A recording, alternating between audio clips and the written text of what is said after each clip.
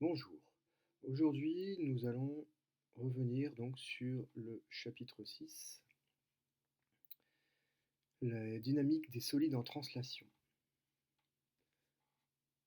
Lors du cours précédent, nous avons pu mesurer la vitesse d'une fusée, voilà, qui décollait en pointant ses différents abscisses en fonction du temps.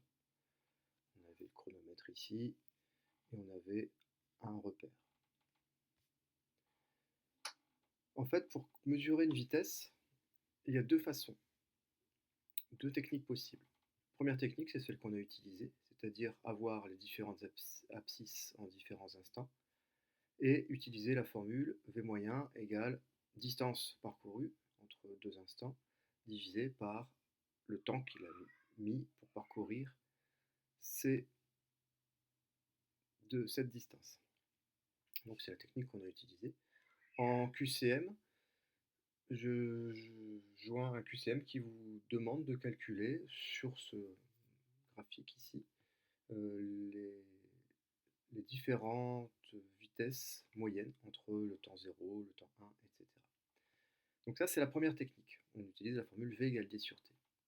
La deuxième technique, c'est si on a l'équation de la position de x par rapport au temps, x de t, il suffit de dériver x de t pour obtenir la vitesse. L'exemple est donné dans la partie 2 ici, sur le côté ici. Imaginons que x de t est donné par la relation mathématique 4,9 t carré. Eh bien, on peut avoir déjà, avant de calculer la vitesse, on peut avoir les différentes abscisses. À t égale 1 seconde, x de 1, ça fait 4,9 fois 1 au carré, ça fait 4,9 mètres. Eh bien, pour avoir la vitesse du point, il suffit de dériver cette fonction, 4,9 t carré. Alors, la dérivée de t carré, ça donne 2 fois t. 2 fois t ici. Bref, ça nous donne 4,9 fois 2 fois t. Et donc, ça fait 9,8 fois t. C'est-à-dire qu'au point M1, bon, on applique à chaque fois cette fonction-là. Alors, pour l'accélération, il y a aussi deux façons de calculer l'accélération. La première façon, c'est celle que vous connaissez déjà, que vous avez déjà vue en première.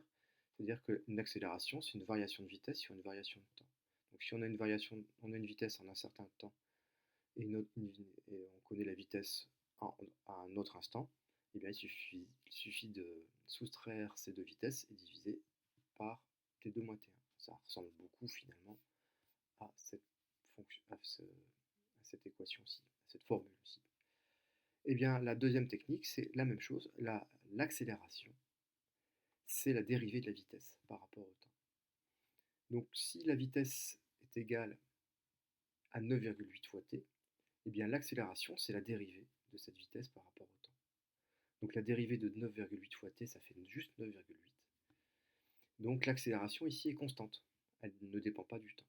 9,8 mètres par seconde au carré.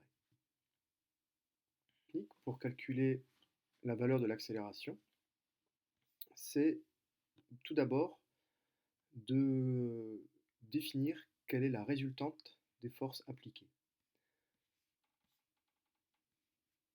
Ici, chaque action mécanique qui s'exerce sur le skieur peut être modélisée par une force. Ici, on a plusieurs forces. On a le poids vers le bas, la réaction du support qu'on ne voit pas très bien ici, une flèche noire qui est vers le haut, les forces de frottement vers l'arrière et la force de la perche qui entraîne le skieur vers l'avant qui est vers le haut. Si on additionne toutes ces forces, on obtient une résultante des forces. Mathématiquement, ça va s'écrire somme de toutes les forces extérieures. Et cette résultante des forces, ça va donner un vecteur qui va dans ce sens-là. Et ce vecteur sera plus ou moins égal à l'accélération. Alors je dis plus ou moins égal parce que en fait, si on regarde le principe fondamental de la dynamique, ce vecteur, donc la résultante des forces ici, est égale à la masse du skieur multipliée par l'accélération. C'est-à-dire que en ce moment, là, le skieur, ici, va avoir une accélération dirigée dans ce sens-là, bon, le long de la pente, j'imagine. Donc sa vitesse est en train d'augmenter tout doucement. Donc je propose qu'on commence par faire l'exercice 1, page 92. Les exercices 1 à 5, page 92 seront à faire en QCM. Voilà, bon courage.